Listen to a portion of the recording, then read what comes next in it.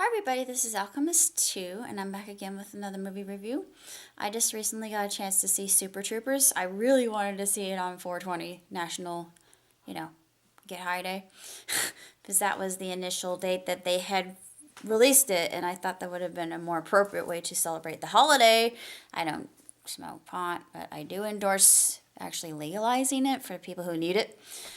With that being said, I really thought that this incarnation and chapter was much better than the first Super Troopers, and there were a lot of moments, really funny moments that I was like really cracking up over. And I bet there were some people who were there that probably thought that I was smoking something, because I laughed quite a bit, and this one in particular was really quite hysterical. And part of me felt kind of bad for Favre, but other part of me like, no, you get what's coming to you, because you're really annoying. But it's so funny, because it starts off, I'm not going to say how it starts off, but it begins the way you would think a Super Troopers movie should begin, because it's all about the open road in a way. And you think, yeah, you got that good feeling, and it's just so wonderful. The writing, it's classic. The timing is perfect. They did a Gilbert and Sullivan tribute, which I thought was terrific. I don't know if other people noticed that, because I'm really into Gilbert and Sullivan. It was, three little girls from school are we, filled for the bed with girlish glee, that. And I thought, okay, nobody else is going to know the Mikado except for me, who loves Gilbert and Sullivan. But it was, I thought that was just absolutely hysterical. That part was one of my favorites. There was a lot of shtick in it that I absolutely loved. There were some moments that were really trippy. I won't say why, but it has a lot. It has a lot in common with the first Super Troopers, and the fact that there is something really fishy going on. There's contraband, and they have to figure out who's responsible for the contraband. And they're all sent to Canada. Actually put on a case in Canada, and yeah, that in and of itself is pretty funny, and a lot of the dialogue is Hitalia worthy. So yeah, it's got my thumbs up of approval. So Hitalia is not dead. Let's see, what else can I say about this absolutely wonderful movie? Everything about it was just hilarious. You've got your original characters, Broken Lizard. They were the people who produced it, and I mean, it's been since 2006. Man, it's so darn long to wait for a film, but I personally think that the wait was worth it. This is another film where I have to say it's definitely not for kids. There was full frontal nudity in this, which you don't really see a whole lot of, unless you're in Europe, and Europe is like, oh, full frontal nudity, doesn't bother, we're not bothered by that, we just see it all the time, with autism. When we see full frontal nudity, it's this part of our existence. Yeah, that's a good French accent, actually. We're not prudes like you American.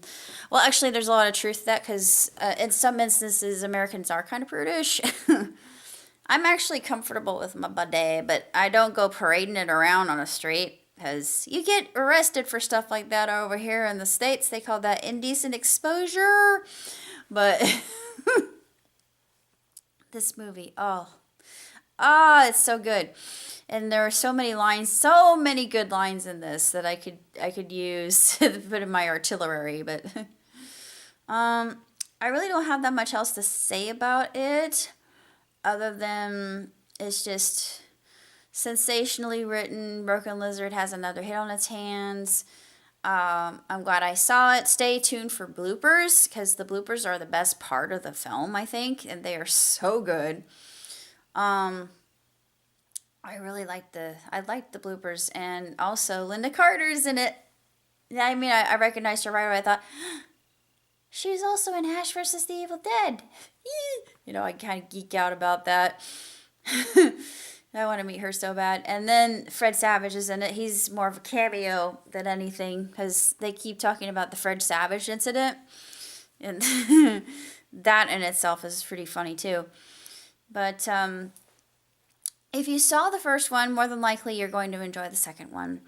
And the second one has a lot of the the same formulaic pattern, but there are more things that happen in this one. It's very disjointed.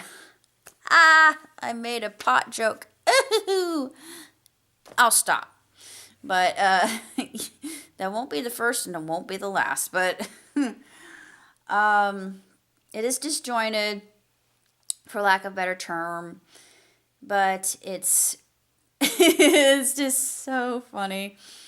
And there is someone, I know that they were probably high on something, they were probably just being rude, and I wish the people like this kind of bother me. It didn't really bug me all that much, but it was kind of funny in and of itself.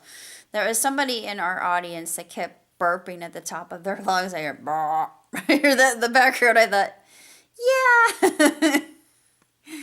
somebody here is really rude, but I didn't let it get to me. But other than that, I can't really say too terribly much as far as grading it goes. That's got my highest grades, 5 stars easily. No vetching, no venting. There's nothing. Well, it's formulaic. There's actually a twist in it that there are 2 twists in it that you don't see coming at all. That threw me off completely.